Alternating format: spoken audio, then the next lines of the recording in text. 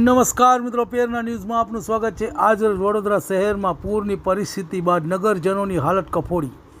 કોર્પોરેશનના અધિકારીઓના લીધે નગરજનોએ વેઠવી પડી હાલાકી। તુલસીવાડીના સ્લેબ વિસ્તારમાં નાગરિકોને પહોંચ્યો માતબર નુકસાન। તમામ ઝૂંપડપટ્ટીઓમાં ફરી વળ્યા પૂરના પાણી। લોકોને સામાન પણ તણાયો પૂરના પાણીમાં। પ્રત્યેક ઝૂંપડામાં રહેતા હજારો રૂપિયાનું નુકસાન।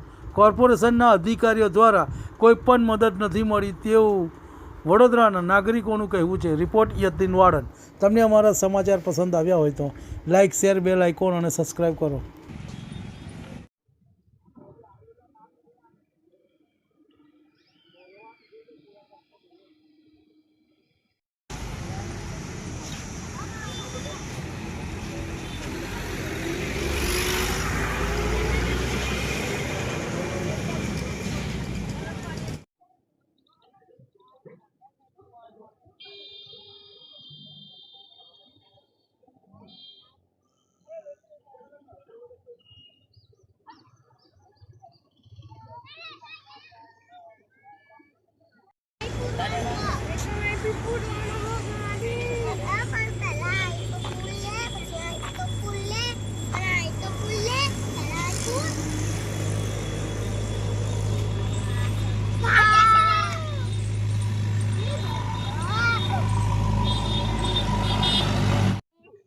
તમે ક્યાં રહો છો? શું નામ છે તમારું?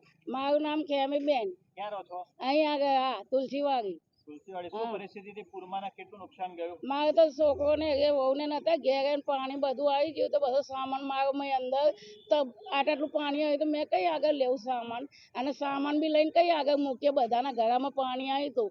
હવે મેં એકલી ડોહી જતી અને એક છોકરો અને નાના બે છોકરા હતા। કેટલું નુકસાન ગયું અંદાજે? નુકસાન તો મારે 25-30 હજાર રૂપિયાનું પેલું જે કરિયાનું કાજુ બદામ પછી પેલી મેથી જીરું એ બધું પલળેલું તમારી નજરે જોયા હોય એ પડી જો આ બધા પડે પલળેલા એમને એમ પડે।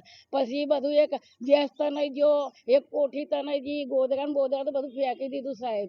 અને અમે તો બે લુગડા બેસી ગયા, નહીં ધૂસ્યા નહીં ઓઢવા નહીં। મેં પાણીમાં બેસી હતી તે મેં તરતી આવડી છોકરી મને બચાવી લઈ જઈને મંદિરે બેહારી મૂકી। તે મંદિરે 3 દાડા સુધી બેઠી તો લોકો બચારા ખાવા આવતા હતા, ખાઈને બેસી ગઈ। કોર્પોરેશન કોઈ મદદ કરી?